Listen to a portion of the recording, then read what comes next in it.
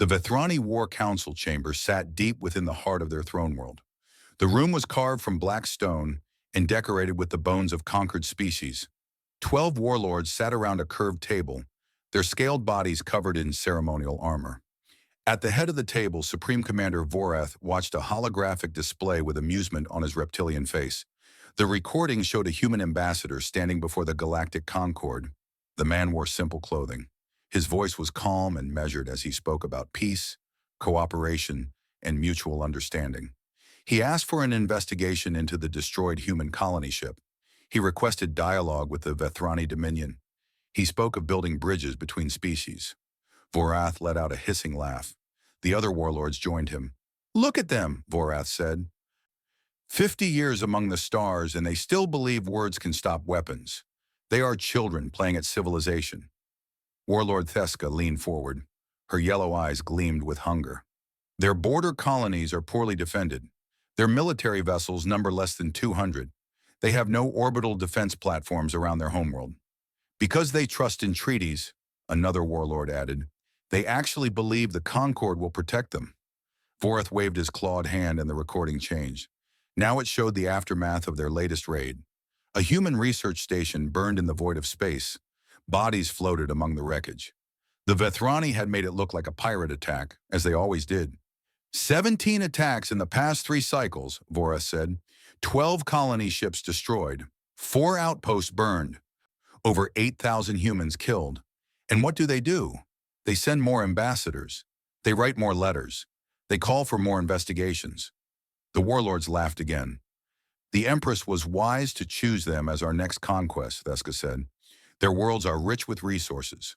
Their population will make excellent slaves, and they will not fight back. On the other side of the galaxy, Earth received news of the latest attack. The Secretary General of the United Nations stood before the General Assembly. Behind her, screens showed images of the destroyed research station. The faces of the dead scrolled past in an endless stream. Secretary General Maria Santos was a small woman with gray hair and tired eyes. She had held her position for 12 years. In that time, she had sent 47 peace delegations to the Vethrani Dominion. All 47 had been ignored or rejected. "We have confirmed that the research station Horizon was destroyed 3 days ago," she said. Her voice was steady despite the grief that pressed against her chest. All 231 crew members were killed. Among them were scientists, engineers, doctors, and their families. 43 children died in this attack. The assembly was silent. Some representatives wept openly. Others sat with clenched fists and hard eyes. "Our initial assessment suggests this was another pirate raid," Santos continued.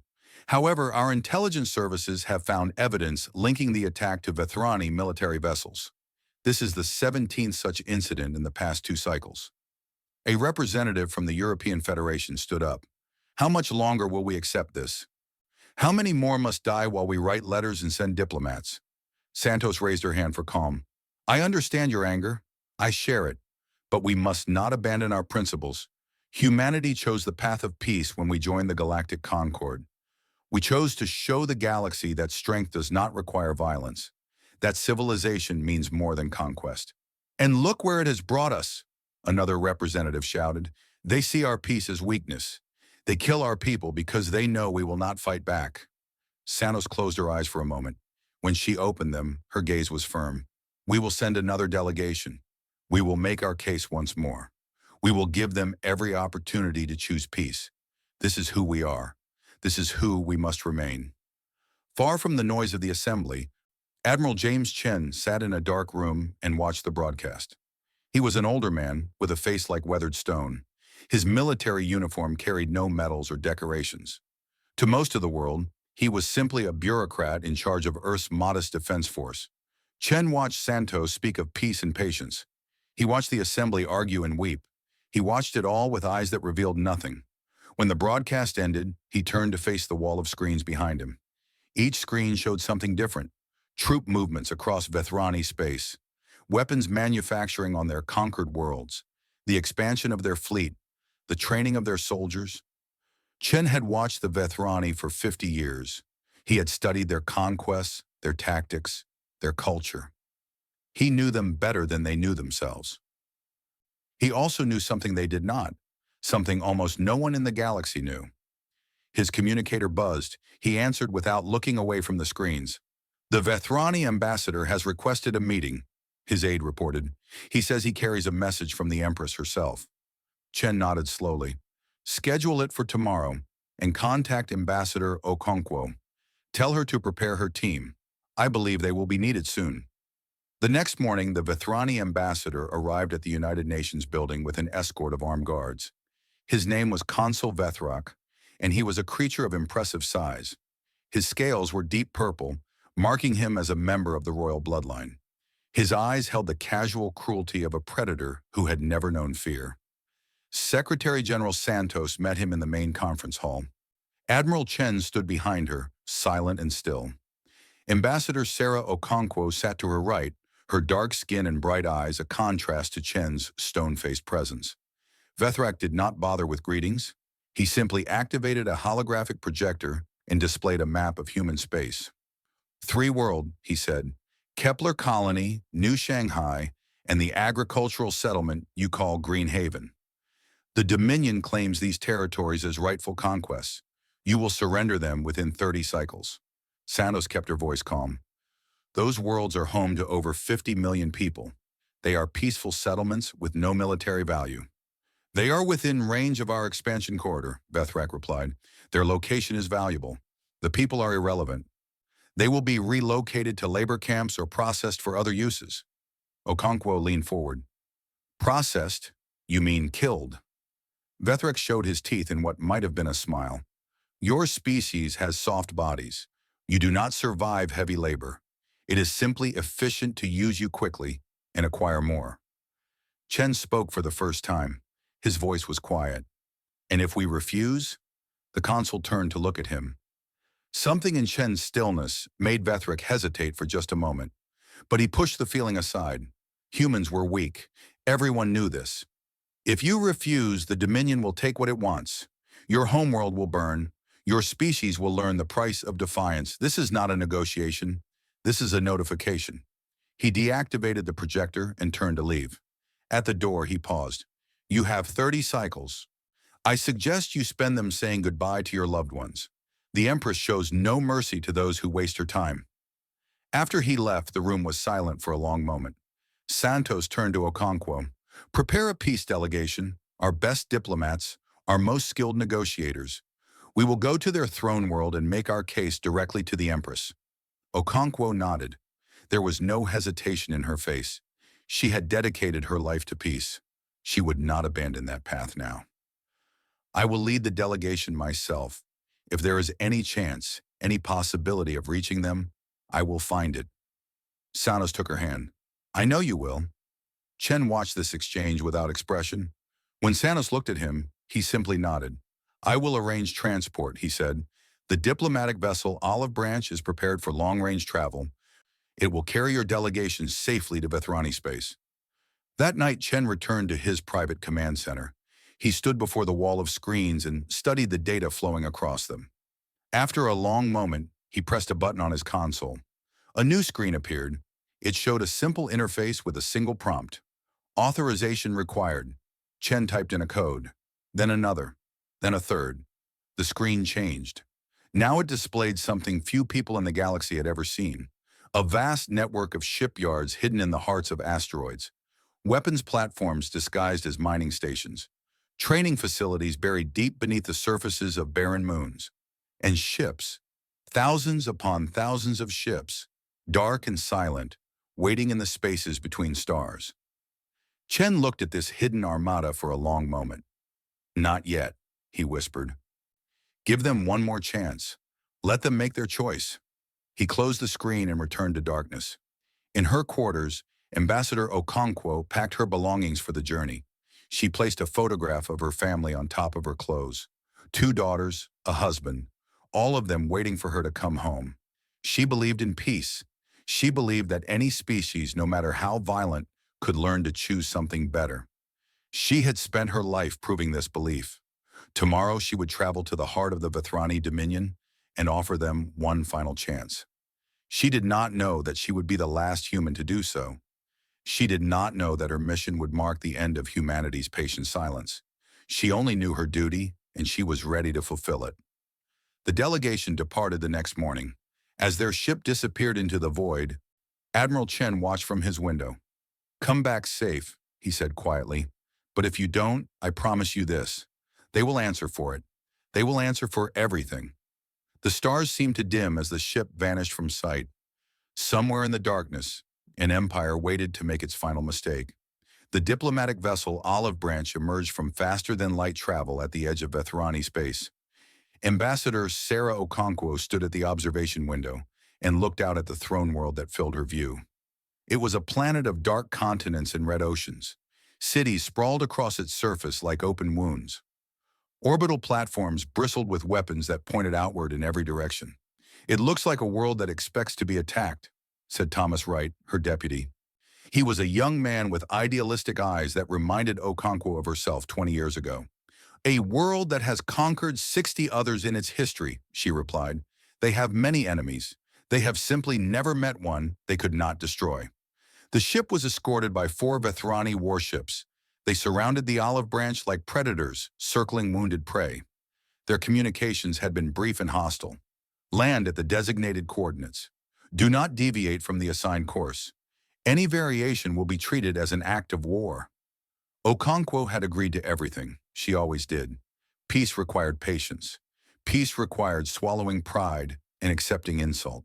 Peace required believing that even the cruelest heart could learn kindness. The delegation numbered 12 people: diplomats, translators, cultural experts. They had studied the Vethrani for months. They understood their history, their customs, their values. They knew that this species respected strength above all else, but they also believed that strength could take many forms. The strength to fight was common. The strength to choose peace was rare. Perhaps if they could show the Empress what humanity truly valued, she would see them differently. The ship landed on a platform surrounded by armed guards. Hundreds of Vethrani soldiers stood in formation, their weapons ready. As the delegation descended the ramp, they walked between walls of hostile faces and hungry eyes. Okonkwo kept her head high. She had faced worse. On Mars, she had negotiated with corporate terrorists who held 3,000 hostages. On Kepler Colony, she had prevented a civil war with nothing but words and determination. She was not easily frightened, but even she felt something cold touch her spine when she saw what decorated the palace entrance. Statues. Dozens of statues carved from stone and metal. Each one depicted a different alien species, and each statue showed that species kneeling, broken, chains around their necks. These were monuments to conquest, trophies displayed for all to see. At the base of each statue, inscriptions detailed the species' name, their world of origin, and the date of their subjugation. Some dates went back centuries.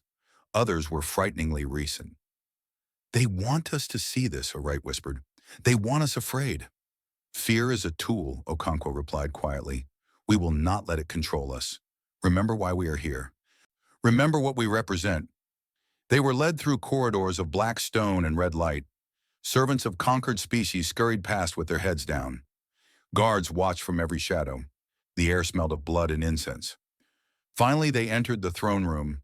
It was a vast space, large enough to hold thousands. Pillars carved with scenes of violence rose toward a ceiling lost in darkness. And at the far end, raised on a platform of skulls and bones, sat the Empress of the Vethrani Dominion. Her name was Varatha the Eternal. She was ancient by Vethrani standards. Her scales faded to pale gray, but her eyes burned with intelligence and cruelty. She had ruled for over 200 years. In that time, she had expanded the Dominion from a single world to an empire spanning 60 star systems. She had personally ordered the deaths of billions, and now she looked at the human delegation with the mild interest of a child examining insects. "The peaceful ones," she said. Her voice was deep and carried easily across the chamber. "I wondered if you would actually come. Most species would have fled by now, or at least attempted to fight." Okonkwo stepped forward and bowed respectfully. "Your Majesty, I am Ambassador Sarah Okonkwo of Earth. I come bearing humanity's desire for peace and mutual understanding." Varatha made a sound that might have been laughter. Mutual understanding. I understand you perfectly, little creature. You are weak. Your worlds are rich. Your people are soft. You come here because you have no other choice. We come here because we choose to, Okonkwo replied. We come here because we believe that war is not inevitable.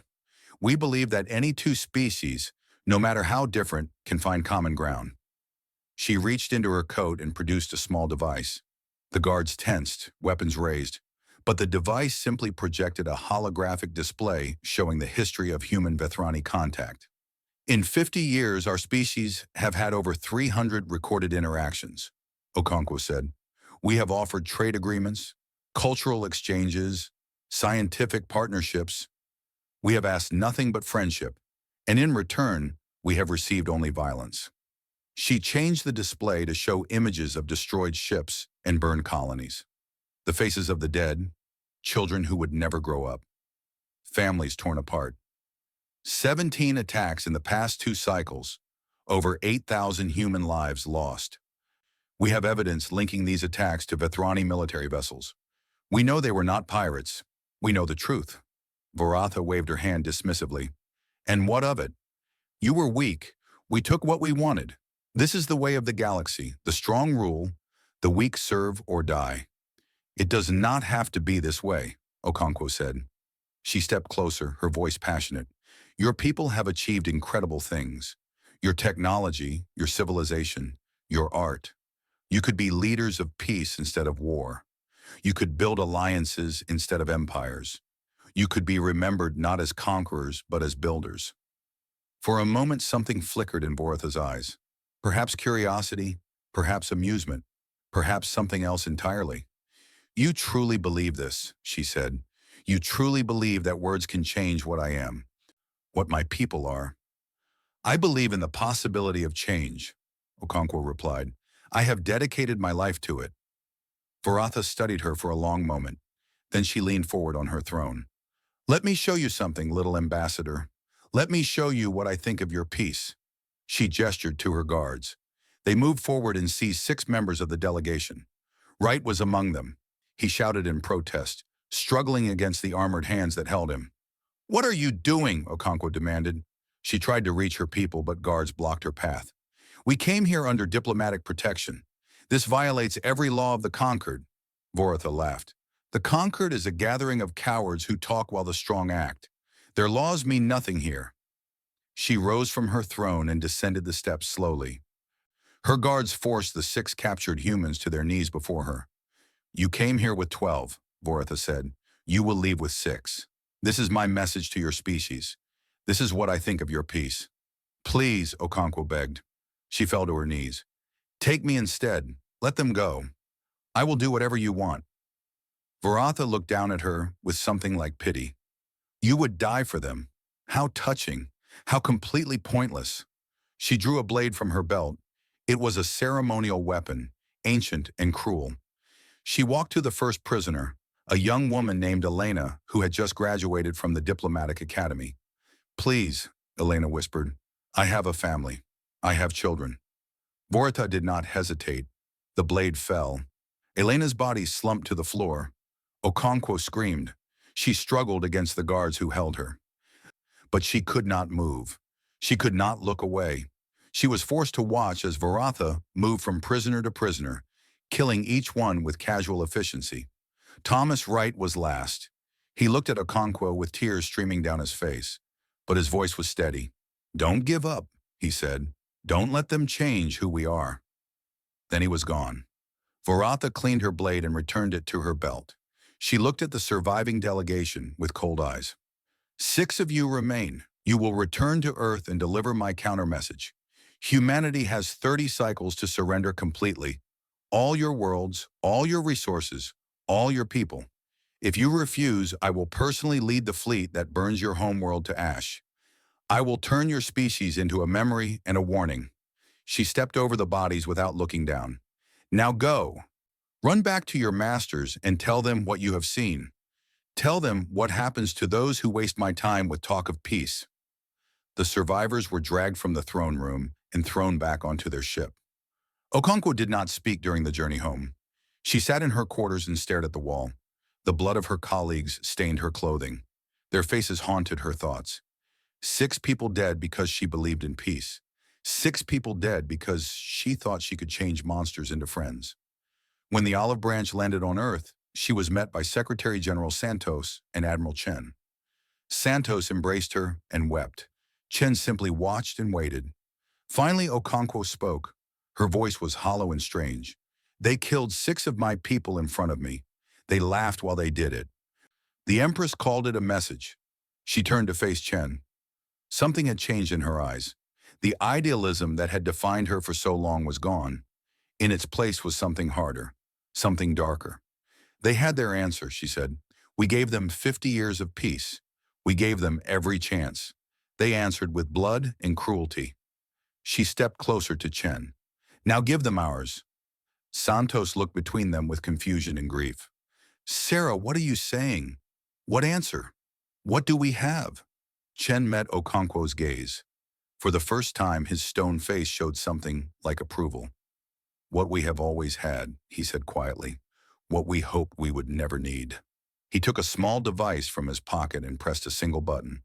Across human space, in hidden places no one knew existed, lights began to turn on. Engines that had slept for decades began to wake. Soldiers who had trained their entire lives for a war they prayed would never come received a single message. The message said, "Prepare." Okonkwo watched Chen with new understanding. "How long? How long have you been waiting?" "Since the day we met them," Chen replied.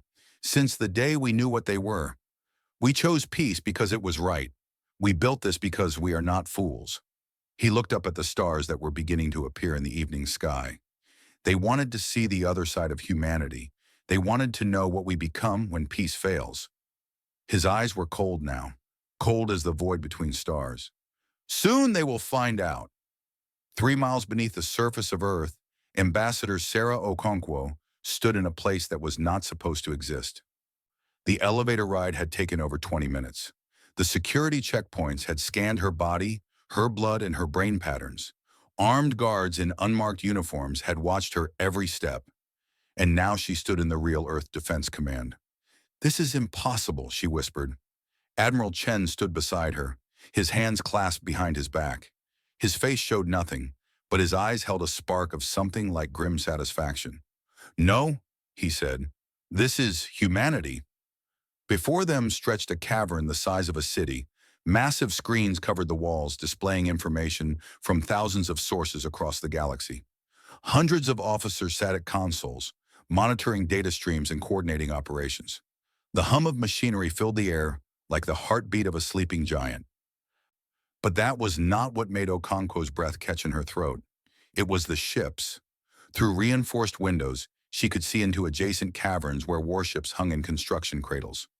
These were not the small defensive vessels the galaxy knew about. These were monsters of metal and fury, battleships 3 kilometers long, carriers capable of launching hundreds of fighters, destroyers bristling with weapons that looked like nothing she had ever seen. "How?" she managed to say. "How did we hide this?" Chen began walking along a raised platform that overlooked the command center. Okonkwo followed, her mind struggling to process what her eyes were showing her. "When humanity achieved faster than light travel 70 years ago, we immediately detected signals from other civilizations," Chen explained. "Before we made contact, before anyone knew we existed, we spent 20 years watching and listening. We learned what the galaxy was truly like." He stopped at a display showing a map of known space. Red markers indicated the Vethrani Dominion and dozens of other aggressive species. "We saw empires built on slavery and conquest. We saw species wiped out because they could not defend themselves. We saw that the galaxy operates on a simple rule. The strong survive, the weak are consumed. So we decided to be weak," Okonkwo said slowly. Understanding began to dawn in her eyes. "We made them think we were harmless." "We made everyone think we were harmless," Chen confirmed. "The diplomats, the peace delegations, the refusal to build military power. It was all real. We genuinely wanted peace. But we also prepared for the day when peace would fail." He led her to another window. Beyond it, soldiers trained in zero-gravity combat, moving with deadly precision through simulated battlefields. For 50 years, we recruited the best of our species. Scientists, engineers, soldiers. We told them the truth and gave them a choice. Most chose to serve. They built this place. They built the fleet. They trained in secret while the rest of humanity lived in peace. The galaxy thinks we have 200 ships, Okonkwo said. We have 9,000, Chen replied, hidden in asteroid fields, in the hearts of dead moons, in stations disguised as mining operations. Our weapons are 50 years more advanced than anything we have shown publicly.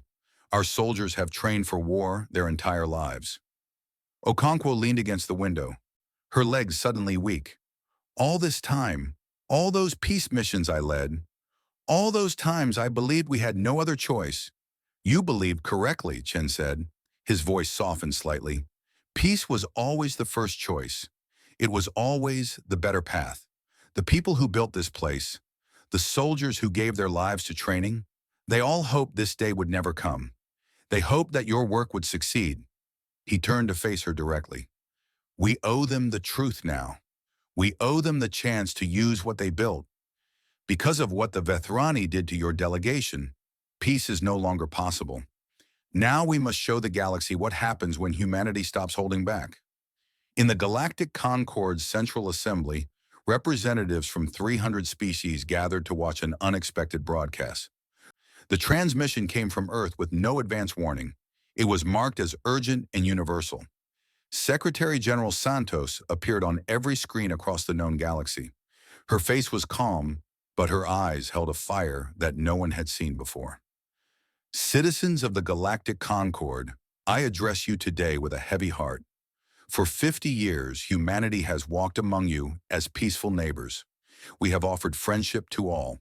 We have asked only for cooperation and mutual respect. We have believed that the galaxy could be better than it is. She paused. The assembly was completely silent. 1 week ago, a diplomatic delegation was sent to the Vethrani Dominion. They carried our final offer of peace. In response, the Vethrani Empress executed 6 members of that delegation in her throne room. She killed them while forcing the survivors to watch. She called it a message. Murmurs rippled through the assembly. Some species looked horrified. Others, especially those who had suffered under Vethrani aggression, leaned forward with sudden interest. Today, humanity sends its response. The image shifted. Now it showed space above Earth. Ships were emerging from hidden places across the solar system. Massive warships that made the largest Vethrani vessels look like toys. Thousands of them, blotting out the stars. We tried peace, Santos said, her voice hard now. We tried dialogue, understanding, patience. We gave the Vethrani every opportunity to choose a different path. They answered with murder and threats of genocide. The fleet began to move, forming into battle groups that stretched across millions of kilometers. Now you will meet the other side of humanity, not the diplomats, not the peacemakers, the warriors we hoped you would never need to see. The broadcast ended. The assembly erupted into chaos. Species that had been conquered by the Vethrani cried out with sudden hope. Others who had allied with the Dominion looked terrified. The Vethrani representative tried to speak, to declare this a trick, but no one was listening. Across the galaxy, the message spread like wildfire. The peaceful humans, the weak ones who never fought back. They had been hiding something all along. On the bridge of the flagship, Humanity's Resolve, Admiral Chen took his command chair. Around him, his officers moved with quiet efficiency. They had waited their entire lives for this moment. They had prayed it would never come. But now that it had, they were ready. All ships report ready, Admiral, his executive officer reported. The fleet is assembled and prepared to jump. Chen looked at the tactical display. 9,000 ships arranged in perfect formation. The largest military force humanity had ever assembled. The largest most species had ever seen. Ambassador Okonkwo stood beside him. She had insisted on coming. After what she had witnessed, she wanted to see this through. The Empress will be surprised, she said quietly. The Empress will be terrified, Chen replied. For the first time in her long life, she will face something she cannot simply crush. She will face a choice. He opened a channel to the entire fleet. His voice was calm and steady. Soldiers of Earth, for 50 years your existence has been a secret. You have trained in darkness while others lived in light. You have prepared for a war you hoped would never come. Today, that hope dies. He paused, letting the weight of his words settle. The Vethrani murdered our people. They threatened our homeworld. They believe we are weak because we chose peace. They believe we cannot fight because we chose not to fight. They are wrong. The crew listened in silence. In ships across the fleet, soldiers stopped what they were doing to hear their commander's voice. But remember this. We go to war not to conquer, not to enslave, not to become what they are. We go to war to protect our people and to show the galaxy that peace and strength are not opposites. We will fight with fury and with honor. We will show them no mercy in battle and no cruelty in victory. He looked at Okonkwo. She nodded slowly. 50 years of peace was not weakness, Chen said. It was the gift we gave them. They returned it in blood. Now they will learn what humanity truly is. He turned to his helmsman. Set course for Vethrani space. All ships, prepare to jump. The fleet moved as one.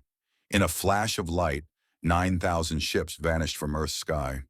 On her throne world, Empress Varatha received reports of the human broadcast with amusement. Her advisors scrambled to verify the images, certain they must be faked. No species could hide such power for so long. No species would choose weakness when they possess such strength. But as more reports came in, as her scouts sent back readings of the approaching fleet, her amusement turned to confusion. And confusion, slowly, turned to something she had not felt in 200 years. Fear. Impossible, she said, staring at the data. They are prey.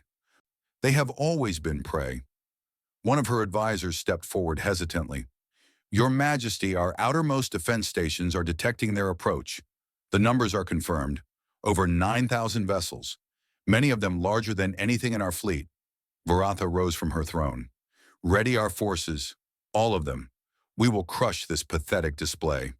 But her voice lacked its usual confidence, and in the shadows of her throne room, her servants whispered among themselves. The peaceful ones were coming, and they were no longer peaceful. Far from the throne world, in a small quarters aboard humanity's Resolve, Ambassador Okonkwo sat alone. She held a photograph of her fallen colleagues. Thomas Wright smiled up at her from the image, young and idealistic, full of hope that the galaxy could be better. We tried, she whispered to the photograph. We really tried. I hope you understand what comes next. I hope you know we had no choice. She tucked the photograph into her pocket and stood up. Through the window, she could see the stars stretching into lines as the ship traveled faster than light. Tomorrow they would reach Vethrani space. Tomorrow the galaxy would witness something it had never seen. Humanity at war. And nothing would ever be the same. The first battle of the war lasted exactly 47 minutes. The Vethrani Third Fleet had been positioned at the border of their space for decades. 2,000 ships crewed by veterans of a dozen conquests. They had destroyed civilizations and enslaved billions. They were the pride of the Dominion.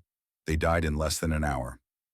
Admiral Chen watched the battle from the bridge of humanity's Resolve. His fleet emerged from faster-than-light travel in perfect formation, surrounding the Vethrani positions on all sides. Before the enemy could even complete their sensor sweeps, human weapons began firing. Particle beams cut through Vethrani's shields like they did not exist. Missiles that moved faster than any known technology struck engine cores and ammunition storage. Fighter craft swarmed larger vessels, finding weak points that the Vethrani had never needed to protect, because no enemy had ever gotten close enough to exploit them. The Vethrani tried to fight back. They were experienced warriors, brave and disciplined, but they were fighting an enemy they did not understand. Human tactics shifted constantly, adapting to every response. Human ships moved in patterns that seemed chaotic, but were actually precisely coordinated. Human weapons targeted critical systems with surgical accuracy. When the last Vethrani vessel went dark, Admiral Chen simply said, "Move to the next target." News of the defeat spread through the Dominion like fire through dry wood. Impossible, the report said. The Third Fleet destroyed. 2,000 ships gone. The casualties were total. Not a single vessel survived, and the humans were still coming. Over the next 3 weeks, the war unfolded with terrible speed. Human forces struck at military installations, shipyards, and command centers. They avoided civilian populations when possible. They offered surrender terms to every enemy force they encountered. Some Vethrani commanders accepted.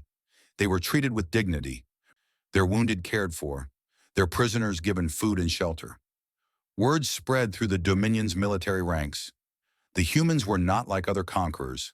They fought with devastating efficiency, but they did not butcher those who yielded.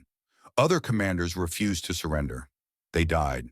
Their fleets died with them, but their civilians were left unharmed. Their worlds were not burned or plundered. This confused the Vethrani more than any weapon could.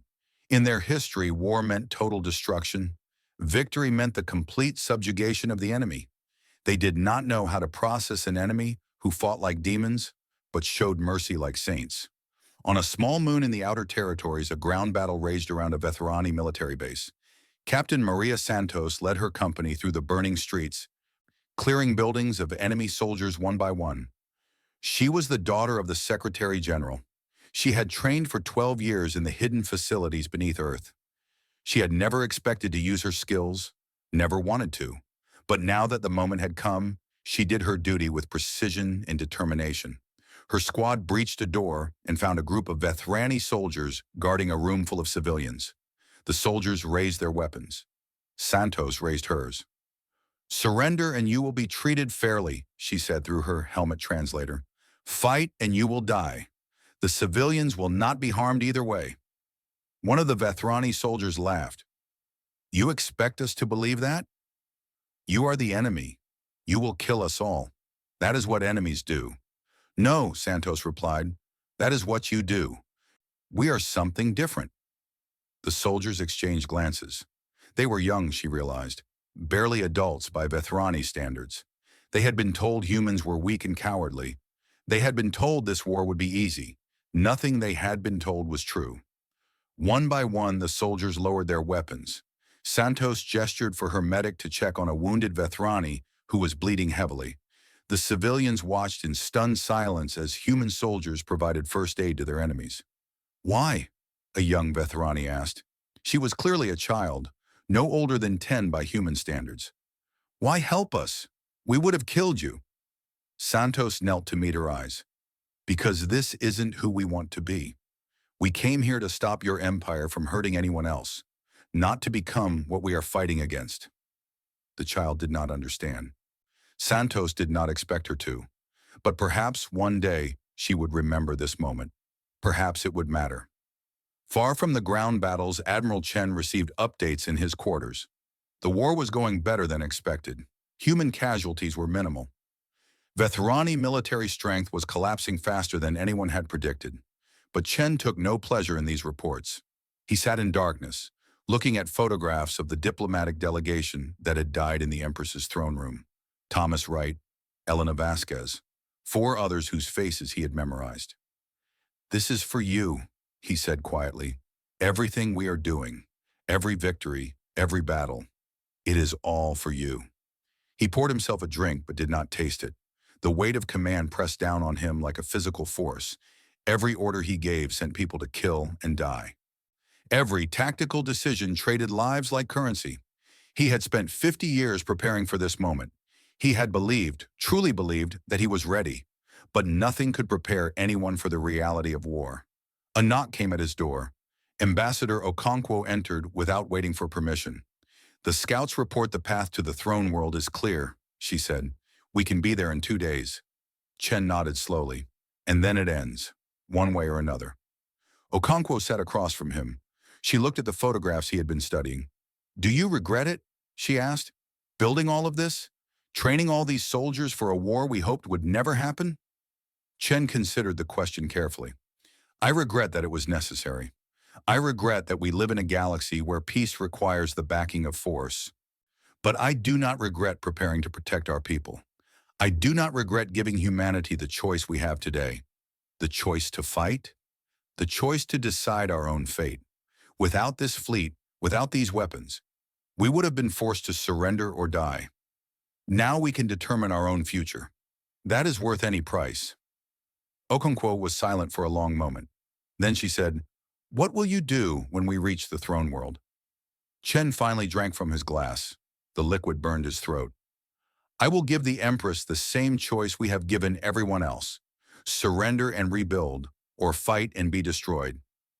And if she chooses to fight, then we will end her empire and her life. But I hope she chooses differently. I have seen enough death to last many lifetimes. The human fleet reached the Vethrani throne world 2 days later. They emerged from faster-than-light travel in perfect formation, surrounding the planet completely. Thousands of ships formed a sphere of metal and firepower that blocked out the stars. Below them, the Vethrani defense fleet scrambled into position, but they were outnumbered 10-1. Their ships were damaged from earlier battles. Their crews were exhausted and afraid. Admiral Chen broadcast a single message. Empress Varatha, this is Admiral James Chen of Earth. Your military is defeated. Your empire is broken. You have 1 cycle to respond. Choose your next words carefully. They may be your last. Then the human fleet went silent. They did not fire. They did not advance. They simply waited, thousands of weapons pointed at the planet, patient as death itself. In her palace, Empress Varatha stood at a window and looked up at the sky. Through the clouds, she could see the faint lights of human ships. Each light was a vessel capable of devastating her world. There were too many to count. Her advisors begged her to flee. Her generals demanded one final battle. Her priests promised divine intervention if she stayed faithful. Varatha ignored them all. She simply stared at the sky and thought about the humans she had dismissed as weak, the diplomats she had murdered, the war she had started believing it would be easy. She had been wrong about everything, and now she had to decide how the story would end. The choice weighed on her like the judgment of the universe itself.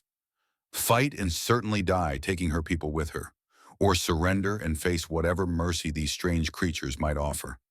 She had never imagined she would face such a decision. She had never imagined the prey would become the hunter.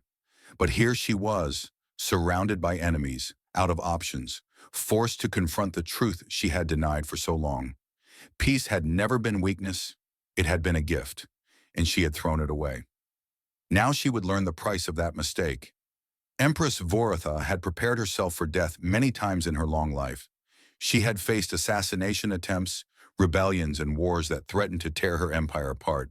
She had always survived through cunning, strength, and absolute ruthlessness.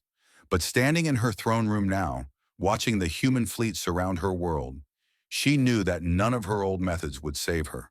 For the first time in 200 years, she faced an enemy she could not defeat. Her generals stood in nervous clusters around the room. Their reports were all the same. The fleet was too damaged to fight. The army was scattered and demoralized. The civilian population was terrified. Every option led to destruction. Your Majesty, her eldest advisor said carefully, the humans have made their position clear. Surrender or face annihilation. Perhaps if we negotiate, we can preserve something of the Dominion. Varatha turned her cold gaze on him. Negotiate? I am the Empress. I do not negotiate with prey. With respect, Your Majesty, they are not prey. They never were. The truth of those words cut deeper than any blade. Varatha had built her entire reign on the belief that the strong ruled and the weak served. The humans had seemed so obviously weak.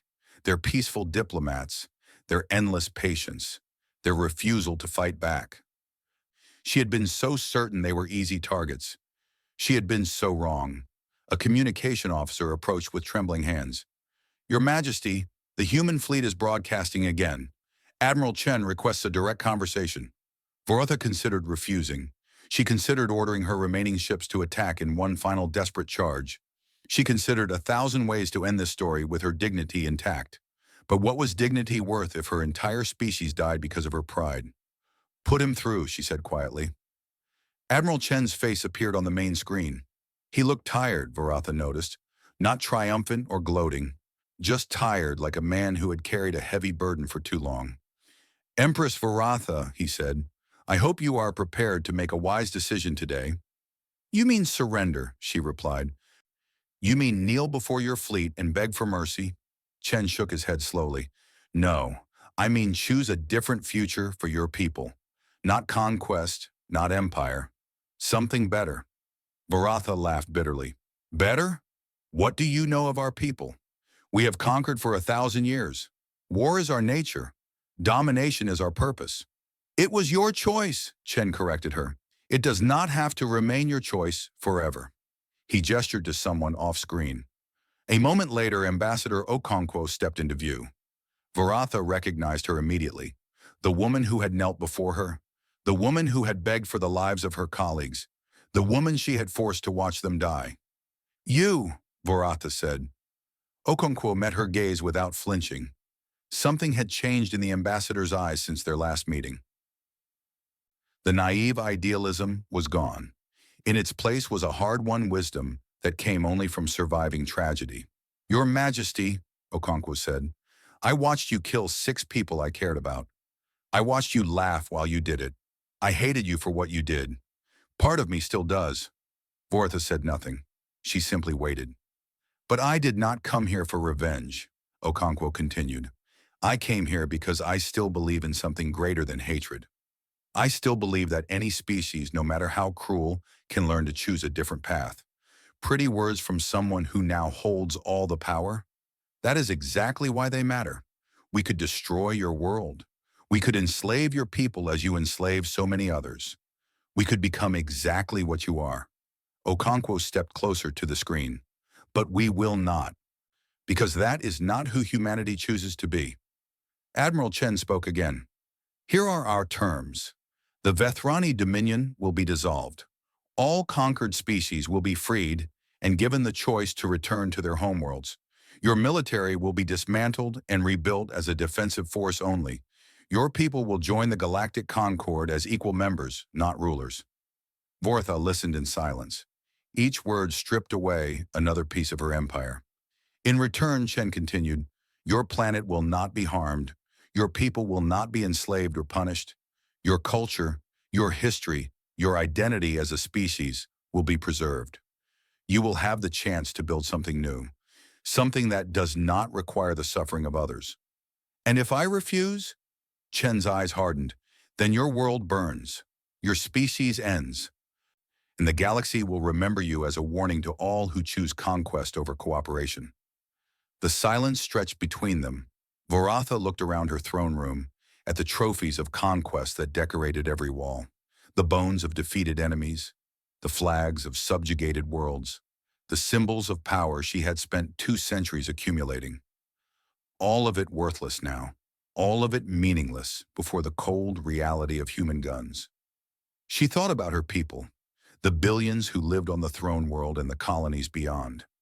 They had followed her because she was strong. They had believed in her because she always won. If she chose to fight, they would die with her. Every last one of them. For nothing but her pride. Was her pride worth more than their lives? She had always believed it was. She had always believed that death was preferable to defeat. But looking at the human fleet surrounding her world, looking at the admiral who offered mercy when he could have demanded blood, looking at the ambassador who still believed in peace after everything Varatha had done to her. For the first time in her long life, Varatha questioned everything she had believed. You truly will not enslave us? She asked quietly. You truly will not take revenge? We truly will not, Okonkwo replied. That is our answer to what you did. Not hatred, not cruelty. A better choice. Varatha closed her eyes. When she opened them again, she had made her decision. I accept your terms, she said. The words felt strange in her mouth. The Dominion surrenders. I will order all remaining forces to stand down. Chen nodded. There was no satisfaction in his expression, only relief. Then the war is over. We will send representatives to work out the details. I suggest you begin preparing your people for a very different future. The screen went dark. Varatha stood alone in her throne room, surrounded by the trophies of a conquered past that no longer existed. She had lost everything, her empire, her power, her legacy of conquest, but her people would live, and perhaps in time they would build something better than what she had given them. It was a strange feeling, this surrender, like setting down a weight she had carried so long she had forgotten it was there. She did not know what would come next, but for the first time in centuries, she was willing to find out. 5 years later, a memorial ceremony was held on Earth.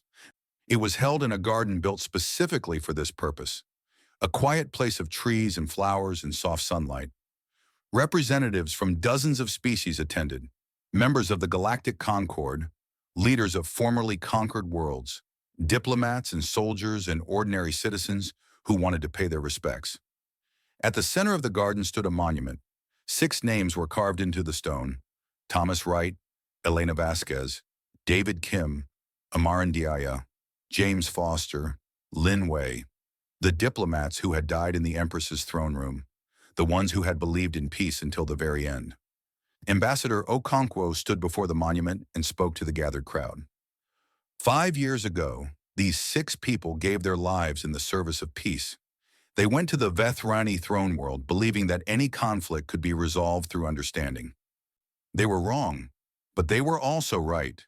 She looked out at the faces watching her, human faces, Vethrani faces, dozens of other species who had never met before the war and now worked together in the new Concord. Peace failed because one side refused to accept it, but the peace they died for lives on in what we are building together. A galaxy where strength does not mean cruelty, where power does not require domination, where different species can work together as equals. She stepped aside as a single figure approached the monument. Empress Voratha, no longer an empress, but simply a representative of her people, carried flowers in her clawed hands. She knelt before the stone and placed the flowers gently at its base. Then she spoke the names of the dead, her voice carrying clearly across the silent garden. Thomas Wright, Elena Vasquez, David Kim, Amara Ndiaye, James Foster, Lin Wei, I killed you. I laughed while I did it. I thought it made me powerful. She stood slowly, her old bones protesting the movement. I was wrong. True power is not the ability to destroy. It is the courage to build. It is choosing mercy when vengeance is easy. It is offering a hand to those who have hurt you. She turned to face Okonkwo. You taught me this. Your people taught me this. I am still learning what it means. Okonkwo met her eyes. The hatred she had once felt was gone now, replaced by something more complicated. Not forgiveness, exactly, but acceptance. A recognition that the past could not be changed, only transcended. We are all still learning, she said. That is what it means to be civilized. After the ceremony, Admiral Chen stood alone at the edge of the garden. He had retired from military service 3 years ago. The hidden fleet was being slowly decommissioned, its ships converted to exploration and construction vessels. The soldiers who had trained their whole lives for war were finding new purposes in a galaxy that needed builders more than warriors. He looked up at the stars beginning to appear in the evening sky. Somewhere out there, human ships were mapping new worlds and making new friends. The war that had seemed so inevitable had instead become a turning point for hundreds of species. Okonkwo came to stand beside him. Do you ever regret it? She asked. Building the fleet? Fighting the war? Chen thought about the question for a long moment. Then he shook his head. I regret that it was necessary. I regret the lives lost on all sides. But I do not regret giving humanity the choice to determine our own fate. And I do not regret showing the galaxy that peace and strength can exist together. He looked at the memorial one last time. They tried peace. We finished what they started. Just not in the way anyone expected. Okonkwo nodded slowly. The other side of humanity. Yes, the other side. The part that fights when fighting is necessary. The part that protects the ones who cannot protect themselves. The part that refuses to become what it fights against, even when becoming it would be easier. He began walking toward the garden's exit. Okonkwo fell into step beside him. What now? She asked. Chen smiled. It was a rare expression on his weathered face. Now we keep building. We keep teaching. We keep showing the galaxy what humanity can be when we are at our best. He looked up at the stars one more time, and we hope that next time, peace will be enough. Behind them, the memorial stood silent in the fading light. 6 names carved in stone. 6 lives given for a dream that had finally come true. The galaxy had met both sides of humanity now, the peaceful and the warrior, the diplomat and the soldier, and it had learned something important. Humanity was not weak because it chose peace. Humanity was strong because it could choose either path and had wisdom to know when each was needed. That was the last Earth message. That was the truth no one had understood until it was almost too late. Peace was never weakness, it was the highest form of strength. And now the galaxy knew it.